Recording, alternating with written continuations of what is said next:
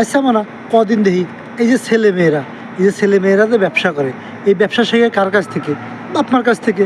বাপ মা ব্যবসা করে, সেই ব্যবসা দেখে কিন্তু ছোটোবেলাতে দেখে দেখে ওরা কিন্তু ব্যবসাটা শেখে এবং চিন্তা করে বাপ যে ব্যবসা করতেছে, মা যে ব্যবসা করতেছে, এরকম ব্যবসা করবো, কিন্তু এর সাথে বড় ব্যবসা, এই ব্যবসাটাই এর সাথে বড় করবো, আরও বড়োভাবে করবো, আরও বড় আকারে ব্যবসাটা করব।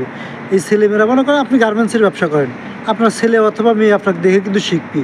আপনার ছেলে অথবা মেয়ে, আপনার মেয়ে চিন্তা করবি যে আমি বড়ো হয়ে এই বাপের মতন বা মার মতন গার্মেন্টসের ব্যবসা করো, আরও বড় আকারে করবো।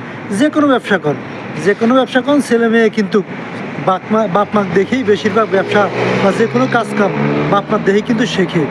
তাইলে এই যে দুটি সোয়াল, এই যে মাইয়াডারা দেখতেছেন না, এই যে মাইয়াডা আর এই যে সওয়ালটা, এই যে মাইয়াডা আর এই সওয়ালটাতে ব্যবসা শুরু করছে, পণ্যের ব্যবসা, পর্নোগ্রাফি বানায় মানে টাকা ইনকাম করতেছে, এইটা ওদের ব্যবসা।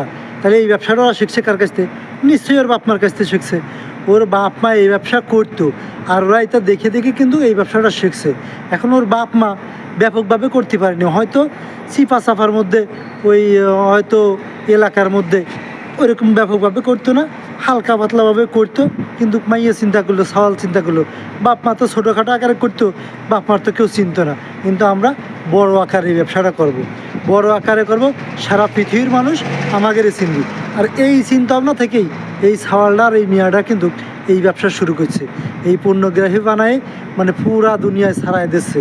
ওরা কিন্তু চরম ব্যবসা করতেছে ভাই, মানে চামড়ার ব্যবসার উপরে কিন্তু ব্যবসা নেই, ওরা কিন্তু সেই ব্যবসাটাই বেছে নিয়েছে। যেহেতু ওর বাপ মা করতো, ওদের মা করতো, ওদের মা না করলেও তো এই ব্যবসা শেখার কথা না। ওদের মা করতো, ওদের বাপ করতো, আর ওরা কিন্তু সেটা দেখে দেখেই এই ব্যবসাটা শিখছে। আর ওরা এই ব্যবসাটা আরও বড় আকারে করতেছে, ব্যাপক আকারে করতেছে, যাতে সবাই ওদের চেনে, সবাই জানে যে এই দুজন সফল ব্যবসায়ী। এই দুজন কিন্তু এই পণ্য সাইডে এরা কিন্তু সফল ব্যবসায়ী, এরা কিন্তু কী বলে সেলিব্রিটি। এখন তো আবার সেলিব্রিটির যুগ, সেলিব্রিটি না হলে তো আর হয় না, এরা কিন্তু সেলিব্রিটি, এরা কিন্তু সারা পৃথিবীর মানুষ এখন চিনতেছে। কিন্তু বাংলাদেশের পুলিশ আবার একটা কাম করেছে, সিআইডি, ওকে ধরে নিয়ে আসে বান্দরবনেতে। এ ভাই, ওরা তো ব্যবসা করতেছে, একজন ব্যবসায়ী, স্বনামধন্য দুইজন ব্যবসায়ী তোমরা ধরে নিয়ে আসছো কিসের জন্য? ওরা ওদের ব্যবসাটা চালিয়ে যাচ্ছে কত সুন্দরভাবে। তোমাদের কি দরকার ছিল ওদের ব্যবসার ভিতর বাম হাত ঢুকে নিয়ে? বাম হাত যেহেতু ঢুকোইছো, একটু ভালো করে একের বাম হাত ডাইন হাত সব ঢুকো দাও, ঢুকো দিয়ে নাড়ি বুড়ি সব টাইনিয়ে বাইরে করে নিয়ে আসো।